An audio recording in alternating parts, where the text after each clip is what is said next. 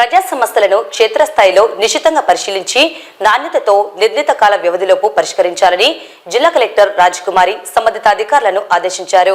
సోమవారం కలెక్టరేట్లోని పీజీఆర్ఎస్ హాలులో జిల్లా నలుమూలల నుండి వచ్చిన ప్రజల నుండి ఫిర్యాదులను స్వీకరించారు. జిల్లా కలెక్టర్తో పాటు జాయింట్ కలెక్టర్ విష్ణుచరణ్, డిఆర్ఓ రాము నాయక్, స్పెషల్ డిప్యూటీ కలెక్టర్లు, జిల్లా అధికారులు పాల్గొన్నారు. ఈ సందర్భంగా జిల్లా కలెక్టర్ రాజకుమారి మాట్లాడుతూ ప్రజా సమస్యలపై ప్రత్యేక దృష్టి సారించి నాణ్యతతో పరిష్కరించాలని జిల్లా అధికారులను ఆదేశించారు.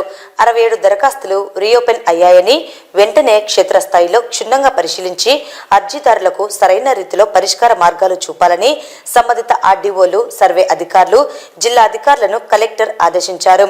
దరఖాస్తులు రీఓపెన్ కాకుండా సంబంధిత అధికారులు ప్రజా సమస్యలను నిర్ణీత వ్యవధిలోపు పరిష్కరించి తప్పనిసరిగా అర్జీదారునికి పరిష్కార నివేదికను అందజేసి అర్థమయ్యే విధంగా వివరించాలన్నారు.